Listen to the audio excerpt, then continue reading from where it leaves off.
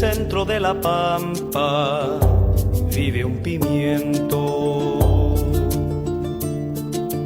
Sol y viento pa' su vida, sol y viento. Hello, my name is Patrick Barnett.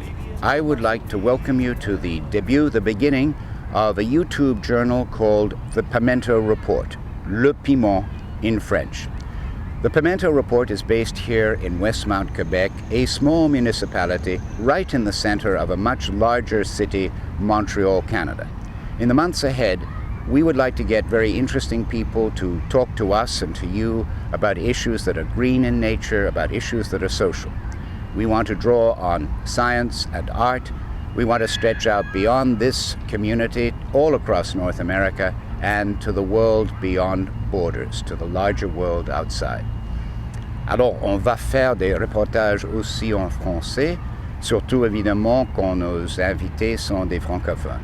Alors, bienvenue au Piment. And now, for the very first Pimento Report, we're going to go south to another city in North America, another city like Montreal that lies at the edge of rivers.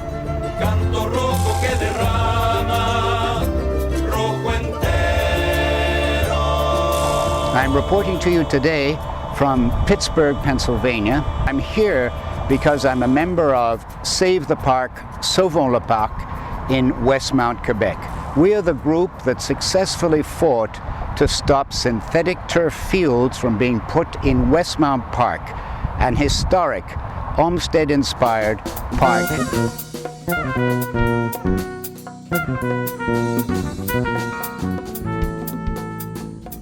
I am a delegate now to this meeting that's going to take place, which is sponsored jointly by the Pittsburgh Conservancy and the National Association for Olmsted Parks in Washington, D.C. Sauvons le Parc, Save the Park, is a member of the National Association for Olmsted Parks, and I'm going into this conference, which is a very unusual one. It is called Body and Soul, Parks and the Health of Great Cities. So in a few moments, the plenary session will begin, and I'm going to go inside almost immediately.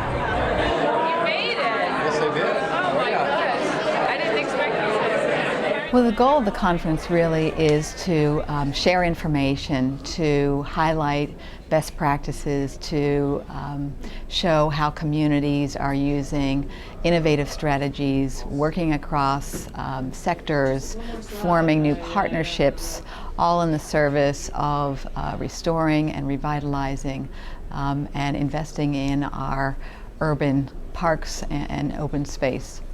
And we have people from all over the country and all over the world who are here, who are contributing to that dialogue. You know, we are indeed fortunate to have had visionary Pittsburghers deed these lands to the city more than a century ago. The man you see addressing people who came to the meeting is Dwayne Ashley, Pittsburgh's Director of Parks and Recreation. Both the City of Pittsburgh and a group called the City Parks Alliance also sponsored the Body and Soul Conference along with NAOP, the National Association for Olmsted Parks. Dwayne Ashley told me that if someone had suggested to him a year ago that 500 to 600 people would come to a parks conference, he would not have believed it. Well, the people did indeed come. What we see is an incredible, passionate, energized movement of people who are working at the local level to reclaim their local communities, to reclaim their cities. And this movement includes folks who are the citizen advocates to the elected officials to the corporate representatives. There's an incredibly diverse group of people who are moving this agenda forward. Tell them about how we averted disaster. On the first night of the conference, people heard from Luis Garden Acosta of Williamsburg, Brooklyn, New York. He's the head of a group called El Puente, the Bridge, and he's also a winner of a Heinz Award for the Human Condition. It's time, Acosta said, for all of us to draw a green line in the 21st century and declare that parks and green space are a human right. El Puente in Brooklyn claimed that right and used a park to save a neighborhood. We've created a very small waterfront park I say small because it was packed with every member of the community, people who would not talk to each other. Latino community, Hasidic community, Asian American, African, hipster community, as we say in Williamsburg, white ethnic community, Polish and Italian Americans. Everybody went to Grand Street Park. And because of that, and I have to say that was an outpost, because on either side of that waterfront, the previous administration in New York City wanted to create the largest sanitation transfer station in the Northeast. And what there existed there, by the way, were sanitation transfer stations. We had more sanitation transfer stations than anywhere else in New York City.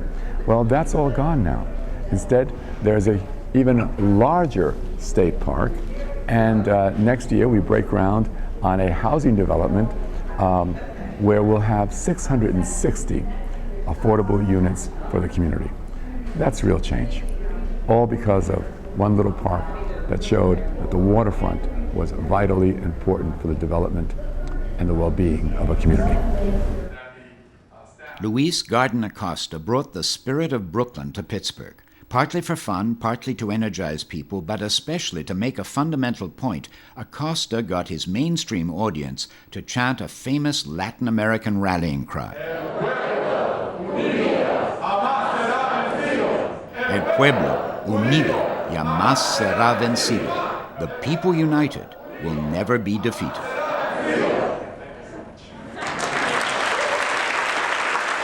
There were some things that the speaker said last night, and what I've already heard today just from the first plenary session, that will certainly influence our legislative strategy.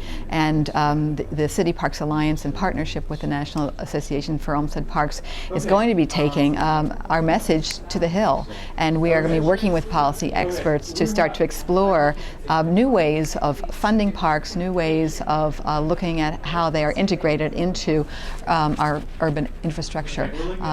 So there are already these public-private partnerships that have formed all over the country. Those need to be leveraged. These are new models of caring for our cities, and I think there's great power in them. My mother always said that we are of the earth is in us. It's an obvious truism that we grow from the planet. To the extent that we are connected to the earth, to that extent are we even more human. To the extent that we're not, I believe we're less human. So if you take it from that perspective, then you ought to be able to see that everyone needs a certain amount of sunlight, everyone needs a certain amount of open space, of green. The question is, how much?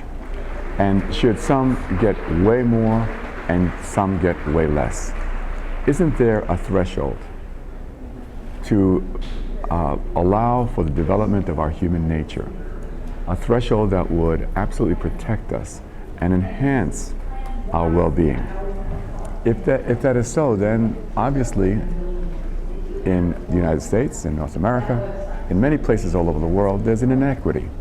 Some people have the views, some people have green and open spaces, accessibility to nature, and so many, as the world becomes so urban, do not.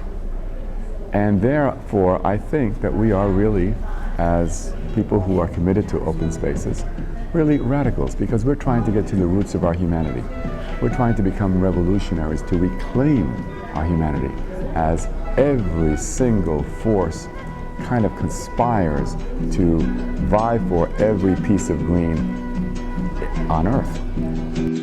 En tu cuerpo flor de fuego tiene paloma, un temblor de primaveras, palomita. Something has happened here. People who care about parks and who love them really have met, they've exchanged information, and now they're all going back to where they come from to tell other people what they've learned and also to keep up the communication. So this is Patrick Barnard of Sauvons le Parc, Save the Park, a Westmount group, saying goodbye for now from Pimento Report. Paloma, palomita, ay, paloma, ay.